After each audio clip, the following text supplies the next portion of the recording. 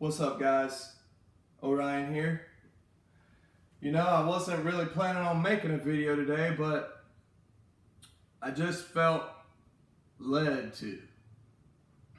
Because this is what I've been seeing the problem is in the world today.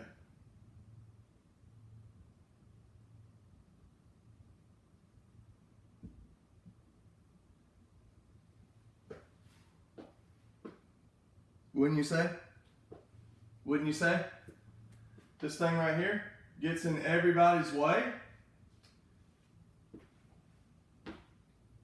Why? Why does it get in everyone's way?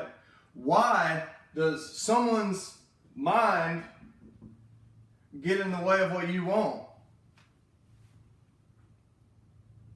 What if you're asking somebody for help or something? Say you need to borrow a little bit of money. And say, who knows, maybe you were a drug addict before. And your family, they just don't trust you. They don't trust you. And then you ask them for money. When you're in a better spot, you're off the drugs, you've been off of them, you've made points to get your life on track. You've made conscious decisions to get your life on track. But when you ask, say you're asking your parents, when you ask your parents for the money, dad, mom, whatever, say you ask them, they're going to immediately jump back with, what are you spending it on?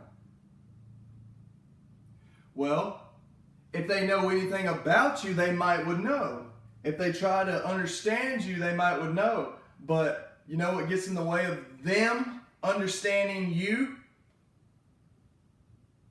The mind. Their mind. We are all, you can look at us like these little circles. Except there's 7.5 billion of those things. So say we have all these little circles and we're living life. And whether people know it or not, or realize it or not, all these circles are connected. In any way, shape, or form. It doesn't matter if you can't see it. It's there because if you think about it like this, this board, this room that I'm in, there is more unaccounted space, which I guess we'll call it, we'll go like an Elon Musk type of thing. We'll call it SpaceX. Because I know what this space is. This is my body. I know what this space is. This is a board. I know what this room is. It's a house. But what is all that unaccounted space in between me, my body, and this board? What is this right here? What is it?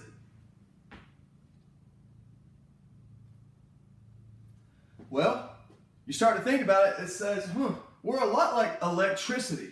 We are electricity. We are flowing with electromagnetic waves throughout our body at this very moment. People don't realize that. We're a lot like computers.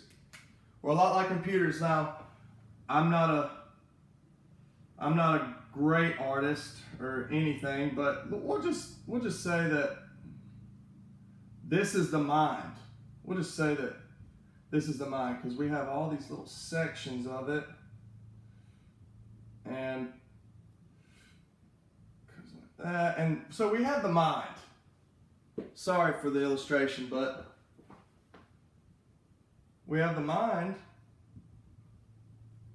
that has what?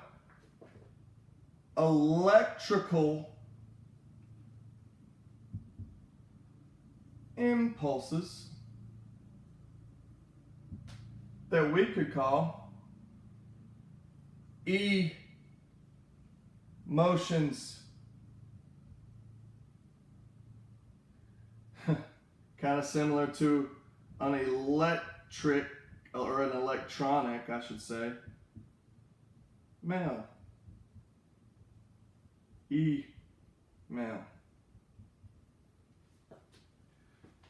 Break those words down. There's two. E, electronic, electrical, and there's motion.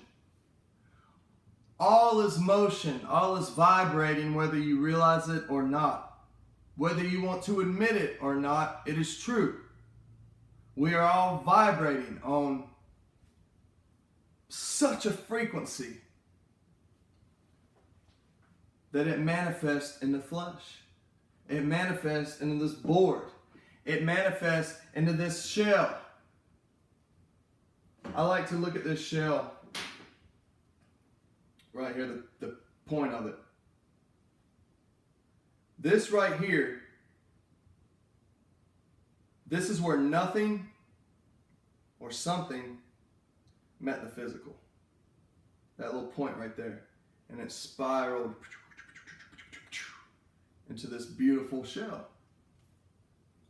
This is where nothing met something. This is where matter overcompensated. This is where matter overcompensated.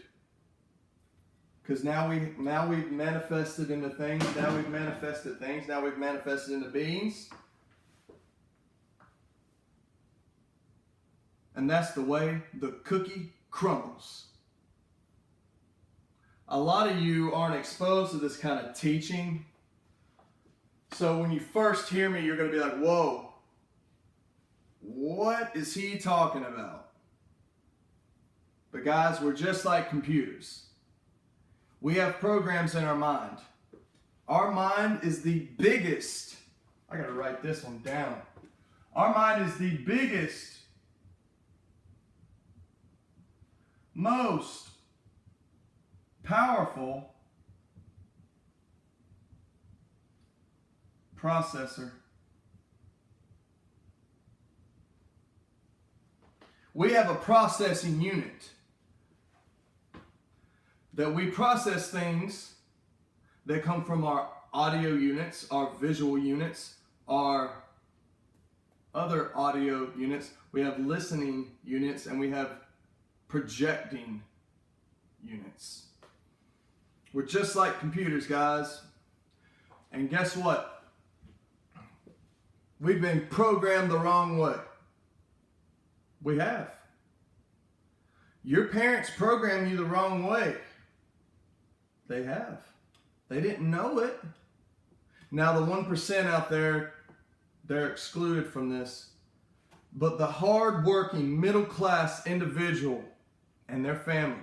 Tell me how many middle-class people make it out of the middle class. When you put it on a scale of 7.5 billion, very small percentage.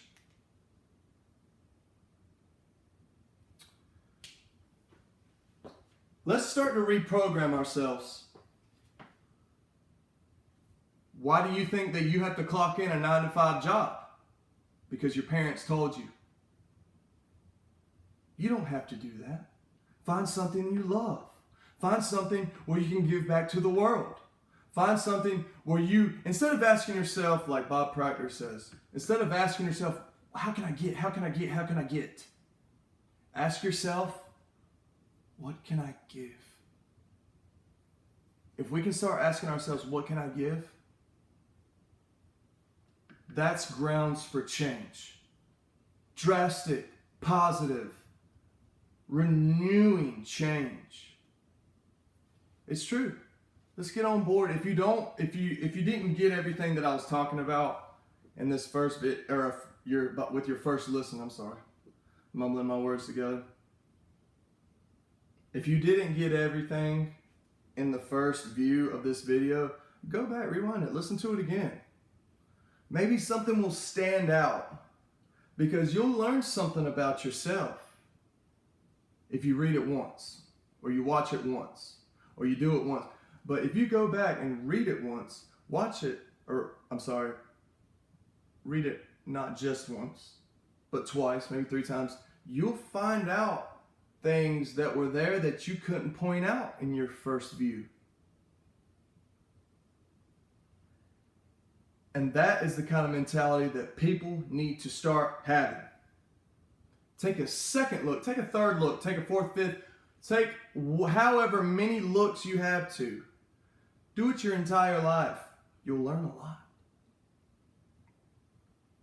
I hope you guys got something from this. And really the point of the video is to change all of this. We need to start changing all of it.